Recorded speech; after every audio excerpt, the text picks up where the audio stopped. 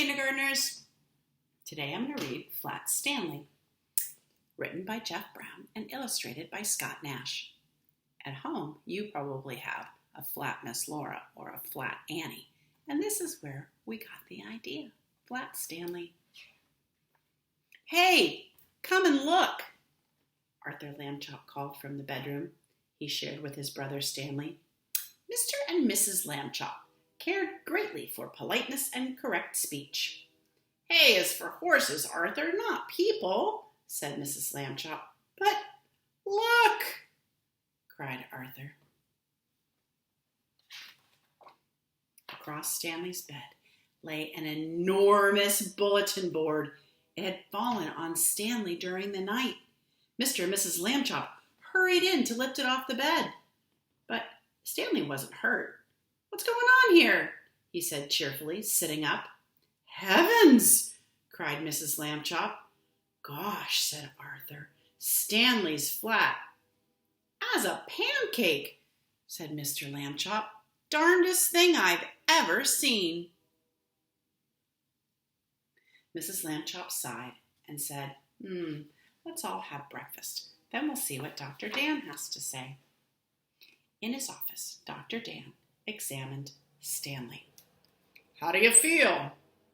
It felt sort of tingly when it first happened, but I feel fine now. That's how it is with most of these cases, said Dr. Dan.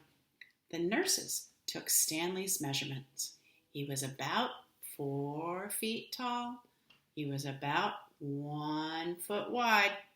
1 foot wide and just a half an inch thick. Should be about a half an inch. Yeah, not very much.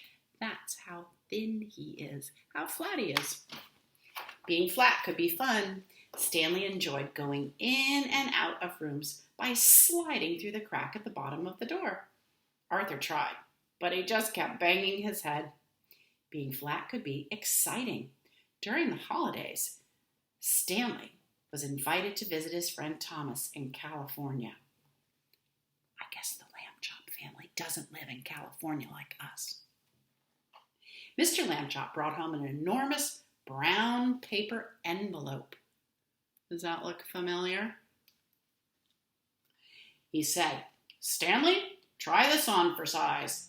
The envelope fit Stanley perfectly, and the next morning his parents slid him into it, along with an egg salad sandwich, and mailed him from the box on the corner.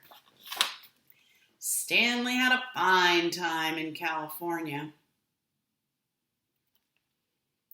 Thomas's family returned him in a beautiful white envelope they had made themselves. They marked it airmail and wrote valuable and this end up on both sides. Looks like Stanley's home with all the other mail.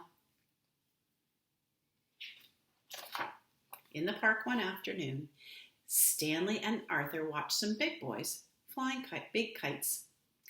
Someday, Arthur said, I would like to have a big kite. You can fly me, Arthur, Stanley said. Come on. He gave Arthur a spool of string and attached himself to it. Then he ran across the grass to catch the wind. Up, up, up went Stanley. Arthur let out all the string, and Stanley soared high above the trees. Everyone stood still to watch. But Arthur got tired of running with the empty spool, so wedging it in the fork of a tree, he went off for a hot dog. By fork in the tree, he means a place where two branches form kind of a Y or a fork, and he probably just put the spool of string right there so it wouldn't fly away. But then, he didn't notice when Stanley became tangled in the branches of the tree. Half an hour passed before Arthur heard Stanley's shouts and climbed up to set him free. Arthur apologized over and over, but Stanley was still cross. Can you see his face? Can you see his brother apologizing? But Stanley still looks cross. Cross is a synonym for angry or irritated. The next morning, Mr. Lambchop and Stanley met their neighbor, Mr. O.J. Dart, director of the famous art museum. Mr. Dart looked worried. "Another valuable painting was stolen from the famous museum last night," he told Stanley and his father. "The police suspect a gang of sneak thieves. They work at night by sneakery, which makes them very difficult to catch." Stanley had an idea. He explained it to Mr. Dart. "Excellent," said Mr. Dart. "We'll try out your plan tonight." Sometimes, when an illustrator wants to show that somebody's having an idea, they draw them with a light bulb over their head. Like a light turning on shows that the person is having an idea. Light bulb. That evening, in the main hall of the museum, Mr. Dart showed Stanley the most valuable painting in the world. The most expensive. Next to it was an empty frame. "Now, Stanley," said Mr. Dart, "it's time for your disguise." Stanley showed Mr. Dart the disguise he had brought. "This is a really good one. My cowboy hat and a red bandana." "Oh, I'm sorry," said Mr. Dart, "but we don't have cowboy pictures here. You must wear the disguise that I have chosen." Stanley could hardly speak when he saw Mr. Dart's disguise. "I look like a girl," he protested. But Stanley was a good sport, and he put it on. I'm going to stop for a second. I think that anybody can dress in any way that they want, especially when they're dressing up. But I'm not sure that Stanley feels the same way, and that's okay too. In the main hall, Stanley climbed into the empty picture frame and stood very still. There's Stanley in his disguise. "Very nice," said Mr. Dart, and he went off to arrange the rest of their plan. Now, Stanley was alone. The hall was very dark, but enough moonlight came through the windows for him to see the world's most expensive painting. Maybe the sneak thieves wouldn't come, he thought. But then, creak! A glow of yellow light shone suddenly in the center of the hall.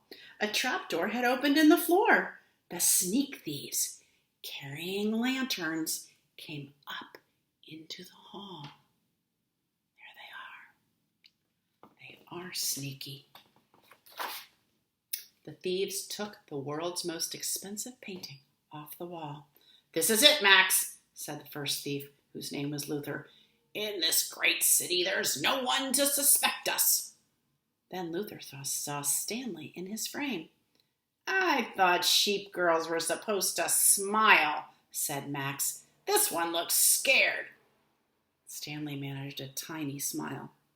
"Can you show me a tiny smile?" "She's smiling," Max said. "Sort of. And what a pretty little thing she is, too." That made Stanley furious. In his loudest voice, he shouted, "Police! Mr. Dart! Here are the sneak thieves!" "Max," Luther whispered, "I think I just heard the sheep girl yell." "Oh boy, yelling pictures. We both need a rest," Max whispered back. "You'll get a rest, all right," said Mr. Dart, rushing in with lots of police officers. "You'll get arrested, that's what." The sneak thieves were quickly handcuffed and taken off to jail. The next morning, Stanley Lambchop got a medal from the chief of police. That day, his picture was in all the newspapers. Flat hero. He saved the painting. For a while, Stanley was famous. People would point him out and whisper, "Over there, Agnes! Look! It's Stanley Lambchop, the one who caught the museum robbers," and things like that. But then, people began to make fun of Stanley.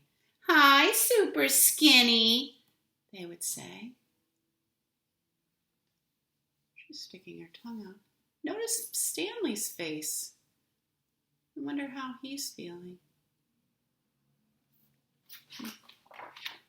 Late one night, Arthur woke to the sound of Stanley crying. "What's wrong?" asked Arthur. Stanley sighed. I want to be a regular shape again, he said. Like other people. It's not fair. You're brave, said Arthur. You really are. And then Arthur had an idea. He turned on the light and ran to their big toy box. He tossed aside toy soldiers, airplanes, and boat models. Got it, he said, holding up an old bicycle pump. So a bicycle pump is what someone uses when they want to blow up a tire, put air in the tire of a bicycle. I've done it many times. Okay, said Stanley after a moment, but take it easy. He stood with the end of the hose in his mouth, clamping his lips tightly so no air could escape. Arthur began to pump. Can you pretend you're pumping? Pump, pump the air into Stanley. Let's see what's going to happen.